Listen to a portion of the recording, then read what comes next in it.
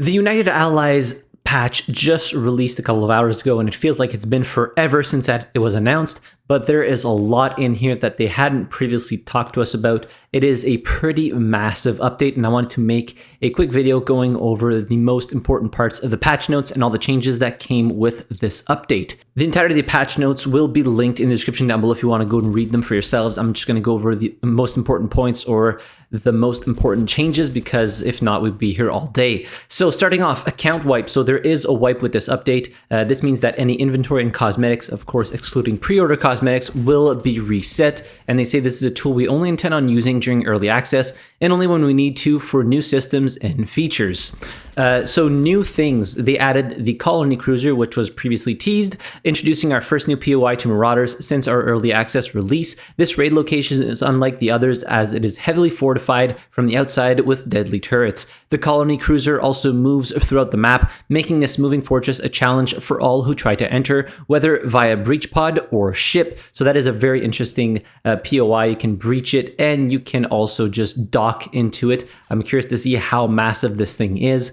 New enemy types, UA Marines, so Marines and Medics, UA Marine cosmetic unlock set, so there's 3 heads and 3 bodies. There's a new heavy M1 helmet, Sherman rig and plate armor items. There's a new tournament system. So they say engage in deadly combat to reach the top of a new tournament's system where you can win prizes like supply drops and even cosmetics exclusive to the tournament. So I haven't really jumped in yet, but I'm curious to see what this whole tournament system is. They have also added explosive barrels and cans throughout the maps, a new camera system in the penal colony, space salvaging. So this was something that the community brought up a while back. If you blow up a breaching pod, you can now pick up the loot that the person had by the salvage system. So you can just fly by and, I would imagine, scoop up the loot that previously was inaccessible. They've also added breakable barriers, weapon detectors, operating furnace, barbed wire traps, electric cable traps, fire traps, flash, smoke, and scrap bombs have been reintroduced into Marauders. So that was way back. They asked us to test it, but they were quite buggy.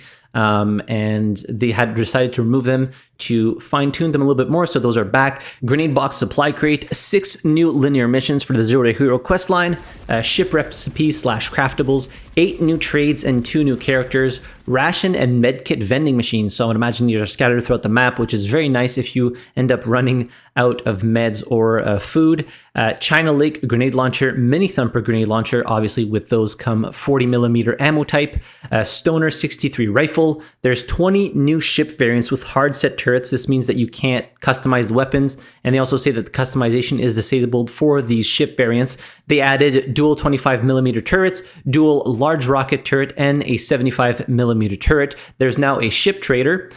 They added proximity chat. So for a while they said they weren't sure if they were going to add it or not, but now it has been implemented in this update. You can do Marauder to Marauder VoIP and ship to ship VoIP. So you could communicate to another ship while you're in yours, which is pretty damn cool if I can say so myself. I can't wait to try this out.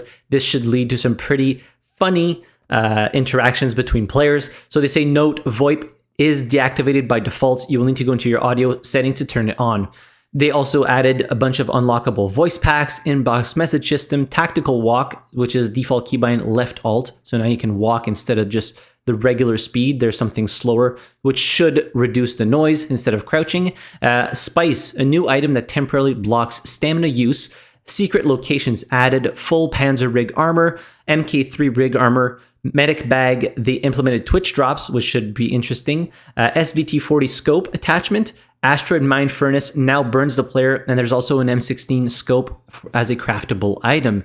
Whew, so that was a lot of things for the new section of the patch notes. Moving on to the art section. So I'm just going to go over a couple of points here. So visor effects and reflections are limited to the surrounding edge of the mask. So no more will you walk into a room and there's a light right above you and it'll just completely blind you as if you were flashbanged. They're now limited to the edges, which is a very welcome change. There's certain key spots. I remember like in Asteroid Mine, when you're coming back like from the barracks place, the bunk bed place, into the security area. If you go out a specific door, it used to just blind you, and now this should be no more.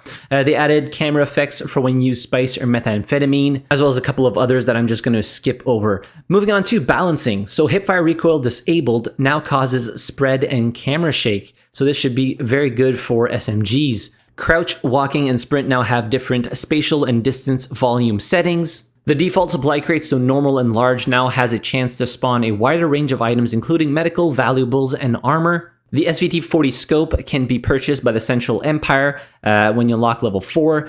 L1A1 rifle now has increased recoil, so 20%, and now fires 400 RPM rather than 440. I was expecting this. The L1A1 was a powerhouse. The L1A1 rifle compensator now reduces recoil by 15 instead of 20. The bar fire rate increased from 390 to 425, and recoil reduced by 10%, so making it a little bit more competitive with the L1A1. Bar camera is now further back when ADS. MP40 suppressor now requires metal sheet and metal scrap to craft. All ships have a critical hit area, 2x damage, so in the engine area, so that's very nice, actually bringing in a little bit more depth for ship combat. A VZ Club is now fully automatic again, but does 18 damage down from 20, and now has a 20 round mag capacity. The Club now requires 3 junk and 3 metal scrap to craft. Players now receive 7% of the damage from external ship damage after being disabled, so relating to the turret used rather than a flat 4 damage. So when your ship gets disabled, you better hurry up and fix it or get the hell out of there, because with 7% damage, I would expect you to go down pretty quick. And this will also make certain armor types that have blast protection worth it. Flak turrets now have a 1.5 second fuse, up from 0.5 seconds, and they also now have longer range. Nuclear mines now do 1,000 base damage, down from 3,000, but will damage inside crewmates.